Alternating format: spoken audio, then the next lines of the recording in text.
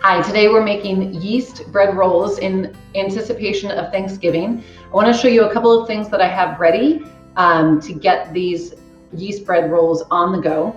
I've got 1.5 cups of milk, and then I also have a stick of butter which is already cut up. I have 3 eggs that are beaten, and I have a 1/2 cup of water that is at about 109 degrees. We'll talk about yeast in another unit later on, but right now just know that I need the water warm enough to make the yeast alive. I also have a 1/2 cup of sugar, and then I have 3 cups of flour. I've got it separated because I'm going to add them at different times, but it's 3 cups of flour plus a little bit more flour for the counter while I need. So we've made a couple of combinations just to get ahead of the work.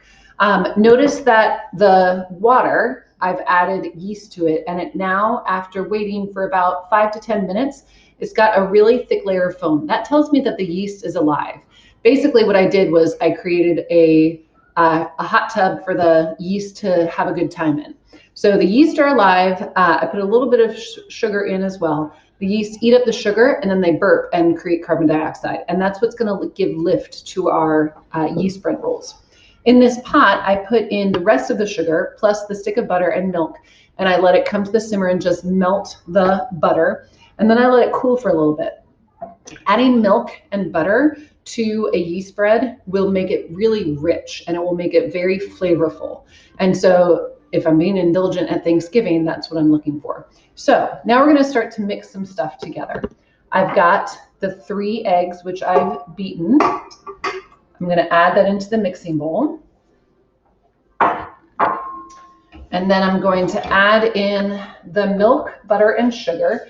And it's important that you did let this cool because I don't want my eggs to cook. And I don't want my yeast to die. So I'm going to start mixing this together on low. I'm going to add in all of the yeast. And I'm going to start to mix it together so that everything, all of those liquids get incorporated.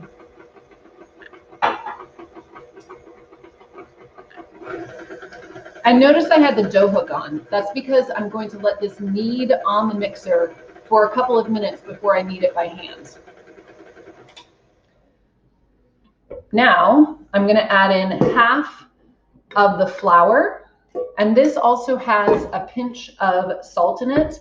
Salt actually is the enemy of yeast and it will kill it. And so I want to make sure that I get the yeast nice and alive before I add in any salt. And so I added the salt in with the flour, mixed around a little bit so that no salt will just directly hit the yeast. I'm going to get that going. And as it starts to come together, you're going to see it form into a dough.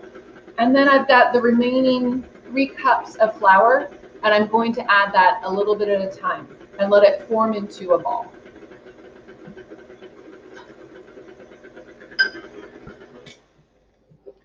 So I'm going to scoop out the bowl.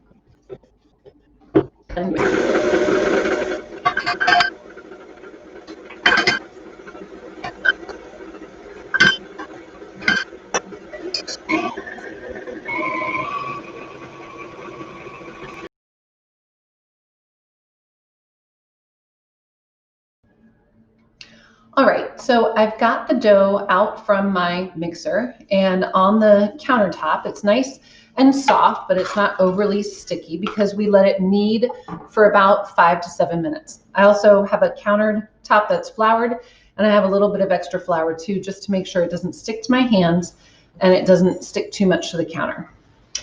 So the great thing about bread is that you are kind of in charge of the texture. And while yes, it is a baking recipe and we want to be consistent with the correct ratios and everything, you do a lot of this by touch. And so if you see that it needs more flour, add more flour. If it's sticking to my palm of my hand a little bit, I can add a little bit more flour.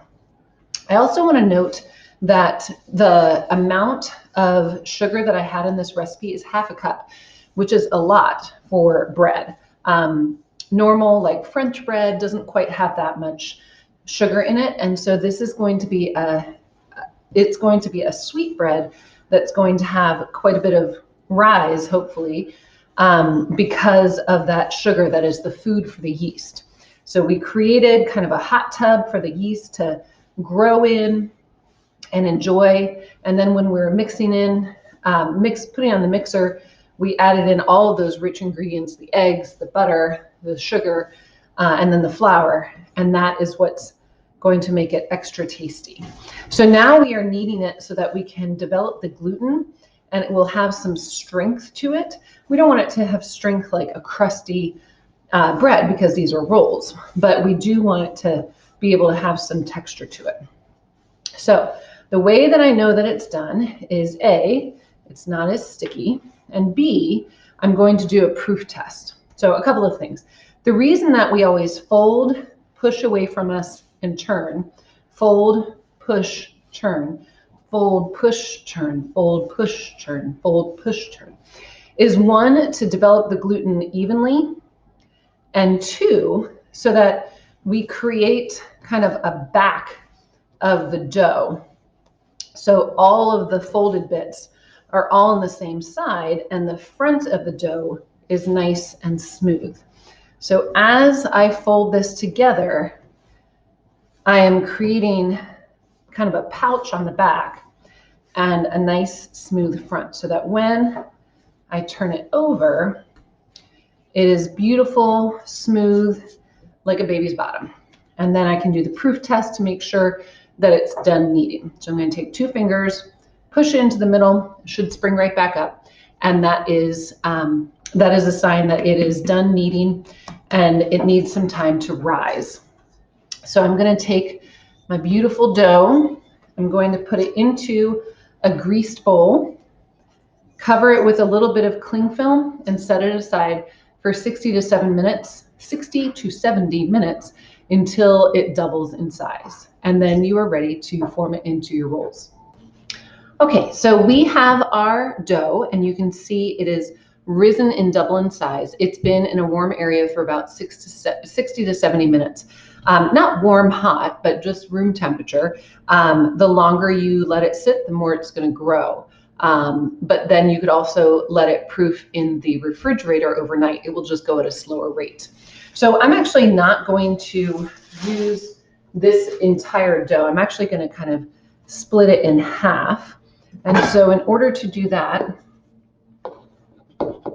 I'm going to just divide it like this. And the reason I'm doing that is because, well, I've got other classes I need to demo it for. So I'm going to leave some in here and it can continue to rise. On a floured board, I'm going to knead it a little bit more. And as I do that, I'm not looking to do anything more than really smooth it out a little bit.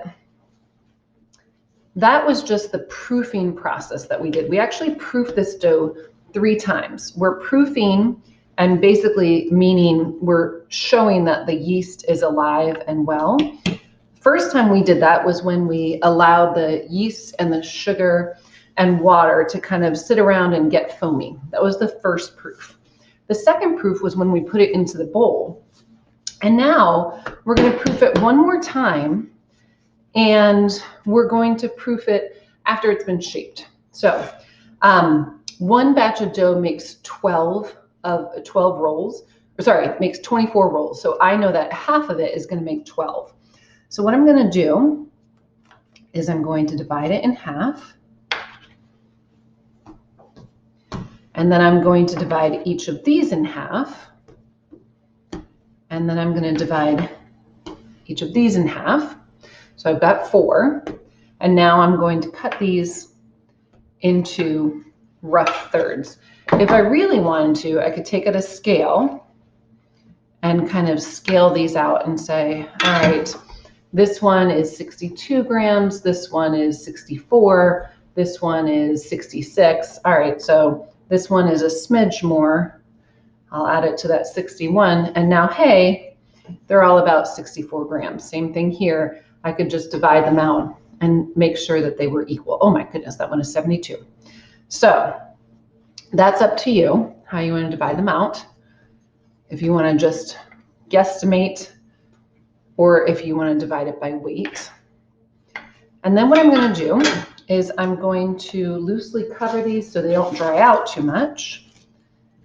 And I'm going to get them ready to roll. Now, here is a cake pan. And what I've done is I've just lined the bottom with parchment paper. Basically, I took a rectangle of paper, fold it in half again, like a triangle, almost like you're making a snowflake.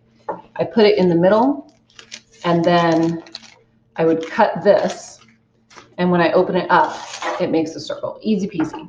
All right, now what I want to do is start to shape my dough. Now, you can do this in lots of different ways. The easiest way is to just pop it onto the counter, and with your hand making kind of a C, you're going to just push against the roll and smooth it into a ball. And I'm going to get these into the center of the cake pan. The other way you could do this is that you could actually bake them in muffin tins.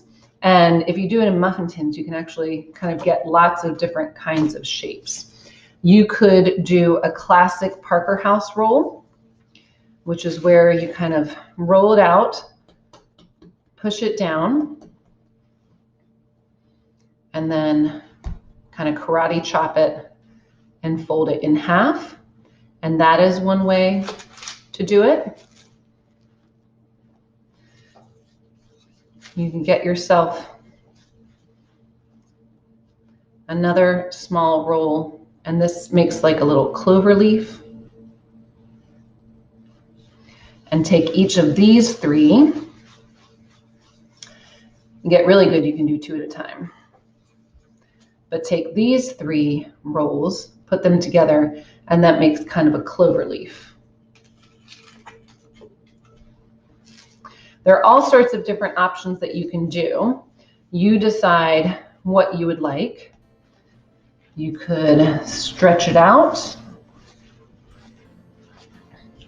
into kind of a snake. And then gently roll it to get kind of a snail there. So that's another option. Any of these options are totally acceptable. Sometimes as they rise, it's a little bit easier if they're all the same shape, but certainly they are all going to taste delicious. After the rolls have had another chance to rise in their shapes, for about 30 to 40 minutes, pop them into a 350-degree oven and bake for 20 minutes until golden. It doesn't hurt to add a brush of butter on top, maybe some sea salt or little herbs as well to make them extra delicious. Enjoy!